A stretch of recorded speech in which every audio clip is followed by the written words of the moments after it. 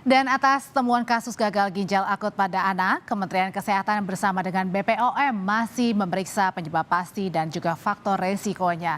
Rilis terbaru BPOM ini mengeluarkan ada 5 merek obat sirup anak yang diduga mengandung zat berbahaya melebihi ambang batas yang ditentukan. Di antaranya saudara ada ini, yang pertama ada Thermorex sirup. Kemudian ada Flurin DMP sirup, ini adalah obat batuk dan juga obat flu. Kemudian ada Une Baby Cough sirup, obat batuk dan flu. Ada juga obat demam, Uni Baby Demam sirup dan Uni Baby Demam drops. Ini merupakan obat demam.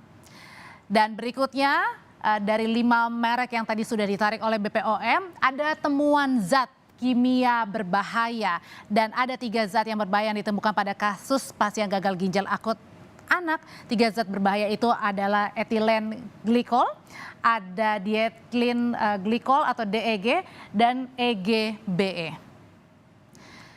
Menteri Kesehatan Budi Gunadi Sadikin saudara menyebut pemerintah sudah menemukan obat penawar untuk kasus gangguan ginjal akut pada anak. Menteri Kesehatan menyebut obat penawar itu didatangkan langsung dari Singapura dan sudah diuji di Rumah Sakit Cipto Mangunkusumo. Obat itu sudah dicoba ke 4 pasien gagal atau pasien anak gagal ginjal akut dan menunjukkan adanya respon positif. Obat ini akan didatangkan dalam jumlah besar untuk disebarkan ke seluruh rumah sakit. Hingga sekarang kasus gangguan ginjal akut sudah teridentifikasi di 20 provinsi.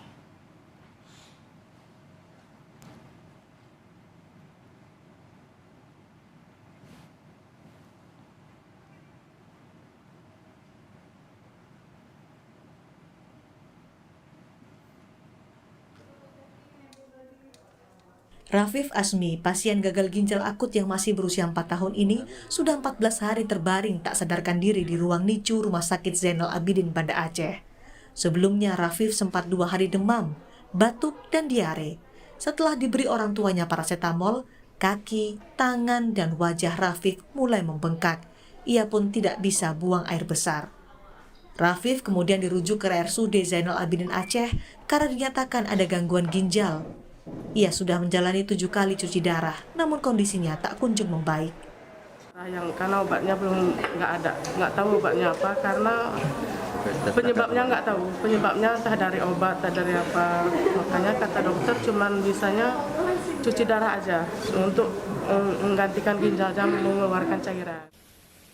Sementara di Surabaya, Jawa Timur, dari 24 pasien gagal ginjal, kini tinggal 1 pasien yang dirawat di Rumah Sakit Dr. Sutomo. 13 pasien diantaranya meninggal dunia dan 10 pasien lainnya telah sembuh. Di Rumah Sakit Saiful Anwar, Kota Malang, saat ini merawat pasien anak gagal ginjal akut sejak Agustus. Mayoritas gejala yang dialami adalah demam, batuk, pilek, diare, dan muntah. Dari seluruh pasien yang dirawat di Rumah Sakit Saiful Anwar, 56% sembuh, sedangkan 30% meninggal dunia. Kita masih rawat. Ya, sampai sejauh ini perawatan yang ada di kita mempunyai fasilitas, tenaga, kemudian sarana yang memadai untuk merawat kasus tersebut.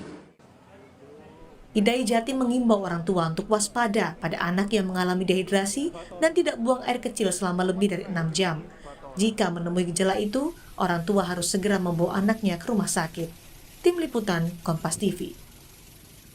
Lalu bagaimana Kementerian Kesehatan menindaklanjuti temuan kasus gagal ginjal akut pada anak di Indonesia? Kita akan tanyakan ke jurnalis Kompas TV, ada Fedriska Ananda di kantor Kementerian Kesehatan. Rizka, apa respon dari Kementerian Kesehatan soal temuan kasus gagal ginjal akut pada anak ini?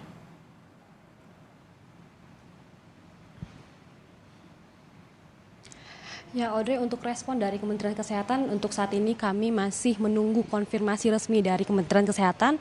Namun jika kita mengutip pernyataan dari Menteri Kesehatan Budi Gunadi Sadikin dalam Forum Merdeka Barat, dikatakan bahwa telah ditemukan adanya obat yang dapat menawar penyakit dari gagal ginjal akut yang terjadi pada anak ini, yang dinamakan dengan obat antidotum yang berasal dari Singapura.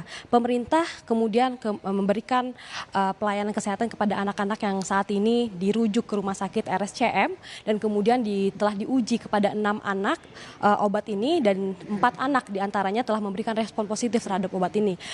Kemarin Selasa pada 18 Oktober pemerintah telah mendatangkan 10 vial obat ini langsung dari Singapura dan kemudian setelah mendapatkan hasil respon positif dari anak-anak yang saat ini dirawat, pemerintah kemudian berencana untuk mendatangkan lebih banyak obat lagi kemudian untuk seterusnya diteruskan kepada rumah sakit di daerah yang dimana setidaknya ada 20 provinsi yang saat ini tercatat terdapat anak-anak dengan gagal ginjal akut yang hingga saat ini masih misterius begitu. Nah kemudian saat ini obat-obat ini masih terus diberikan pelayanan kesehatan kepada anak-anak yang masih saat ini dirawat di rumah sakit RSCM dan kemudian masih diobservasi begitu bagaimana keadaan dari anak-anak ini dan pemerintah berencana bahwa obat-obat ini akan segera didatangkan dari Singapura dalam waktu dekat.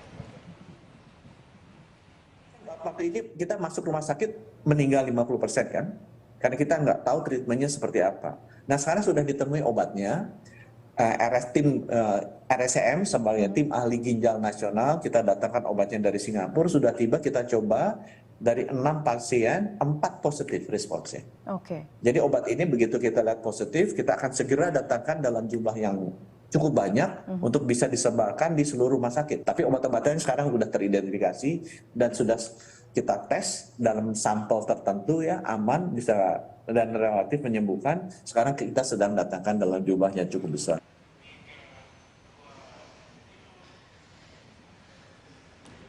Audrey, itulah tadi pernyataan dari Menteri Kesehatan Budi Gunadisadikin terkait dengan respon pemerintah saat ini terhadap anak-anak yang mengidap gagal ginjal akut. Audrey.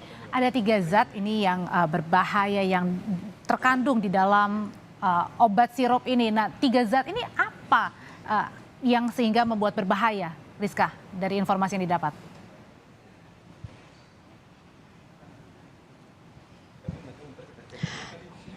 Audrey, berdasarkan rilis resmi yang disampaikan oleh BPOM ada setidaknya 3 zat atau senyawa berbahaya yang ditemukan dalam